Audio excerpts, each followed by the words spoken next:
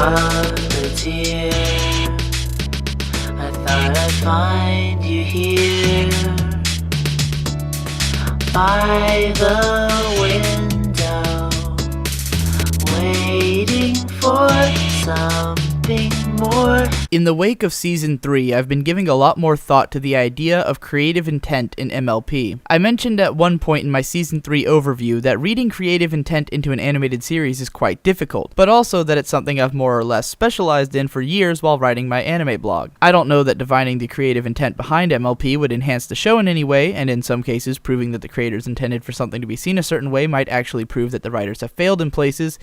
But I'm not interested in arguing whether the writers have made good or bad decisions. I'm only interested in determining what those decisions were. As I watch more interviews with the creators of the show, I feel like I may understand them even better than I've given myself credit for. I was shocked to find out that Megan McCarthy had been directly inspired by Sauron from The Lord of the Rings in creating Sombra, which is the same comparison that I made in my Crystal Empire video. Again, this is interesting to me not from the standpoint of gauging whether or not Sombra really is like Sauron, but simply out of the fact that I was able to make the same kind of connection. Seeing interviews with M.A. Larson and reading his Twitter feed makes me feel pretty confident that I get what he's going for in his episodes too. I don't feel like I'm taking shots in the dark by pointing out which things are consistent across episodes written by a single person. I've always felt that I had a pretty good idea of what Studio B brings to the show as well. So there's really just one person whose creative intent I'm trying my hardest to wrap my head around, and it happens to be the most important creative mind to have worked on the show, Lauren Faust. The influence of Faust on Friendship is Magic is pretty absolute. If everyone else that works on the show has left an indelible mark on it, Faust was the one who provided the canvas and half of the original picture. That said, I do think that her part in making the show good can be overstated, depending on what in the show you happen to think is good. What fascinates me the most is that Lauren Faust is credited as the creative developer, executive producer, creative director, and character designer of MLP, as well as having been credited for storyboarding and writing certain episodes and scenes. A lot of these are roles that we ordinarily take for granted when talking about a show. Moreover, the role of creative director isn't something that most shows or movies even have. Rather, there's usually someone who's just called the director that people tend to look to when they're talking about creative intent. MLP doesn't have just a director. It has at least two people with the title of director, being James Wooten and Jason Thiessen, as well as the creative director, Lauren Faust. Now, it's not uncommon in animation for there to be both a director and a supervising director, and it's also not uncommon for there to be a lot of individual episode directors. Faust herself had been an episode director on certain episodes of Powerpuff Girls and Foster's Home for Imaginary Friends. MLP doesn't have episode directors though. It has the two main directors who have worked on all 3 seasons and are probably responsible for keeping the show consistent in tone and pacing. Out of 3 seasons of MLP, there's only a couple of episodes that don't really feel like any others, and those are mostly season bookends. So let's cut to the chase. Lauren Faust laid the groundwork on which MLP was built. She was heavily involved in the beginning and had less of a role in producing season 2 and was gone entirely by the time season 3 was produced. Outside of laying the groundwork that is consistent across every episode of MLP, what else did Lauren Faust bring to the table? Where is her mark on the series most clearly noticeable? This is the hardest question to answer because it's not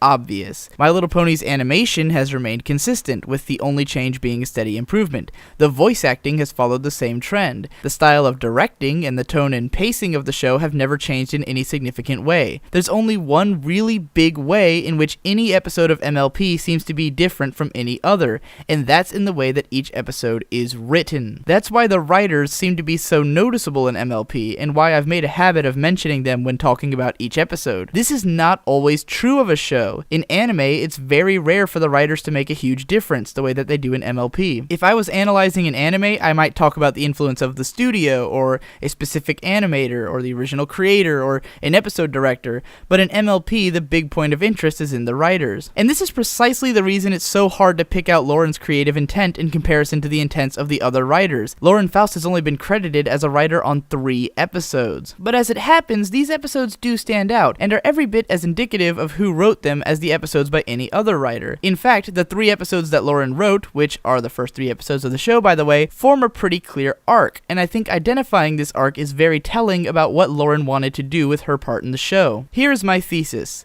The first 3 episodes of MLP form an arc in which each episode is intended to establish some facet of the 5 ponies that Twilight Sparkle becomes friends with. The first episode is meant to establish who these characters are in terms of what they do and what they're all about. The second episode establishes what kind of friend each of them is in terms of what kind of benefit that they bring to Twilight. And the third episode is meant to establish each character's flaws, how each of them fails as people and as friends. The first episode does a pretty amazing job of establishing all kinds of shit in a very brisk fashion. Coming back to this episode with a bigger knowledge of the show, it's kind of crazy to see just how much exposition was crammed into such a small space and done so well. Here's a list of things that you can learn from this episode. 1. There is a land of ponies called Equestria. 2. Equestria is ruled by princesses. 3. In this world there is magic and it is used to actually run the world, i.e. raising the sun and the moon. 4. The whole history of Celestia and Luna. 5. Twilight cares more about books than friends. 6. Twilight has a dragon assistant named Spike. 7. Twilight lives in a library. 8. Twilight can use magic to do stuff like read books. 9. Twilight is the understudy of the princess and communicates with her via notes sent by Dragonflame. 10. There's a town called Ponyville and Twilight will stay in a library there. 11. Pinkie is insane. 12. Applejack lives on a farm and kicks trees. 13. Applejack has a southern accent and mannerisms. 14. Applejack has a massive family who all seem to work in the apple industry. 15. Rainbow Dash is reckless and cocky. 16. Rainbow Dash wants to join the Wonderbolts, which are the most talented flyers in all of Equestria. By the way, where the hell were they at the celebration? 17. Rainbow Dash is very fast. 18. Spike is in love with Rarity. 19. Rarity is a very passionate fashionista. 20. Canterlot is a glamorous, sophisticated place that Rarity wants to live in. 21. Fluttershy is really shy and also talks to animals. 22. Dragons don't really seem to be very common in pony society. 23. Fluttershy will open up and become passionate when dealing with non-hooved animals. 24. Twilight can be manipulative. 25. Pinkie Pie throws surprise parties and talks too much and knows everyone and has a very strong physical constitution. 26. Twilight is extremely irritable. 27. Ponyville has a mayor. 28. Rainbow Dash is really aggressive. 29. Applejack holds things together.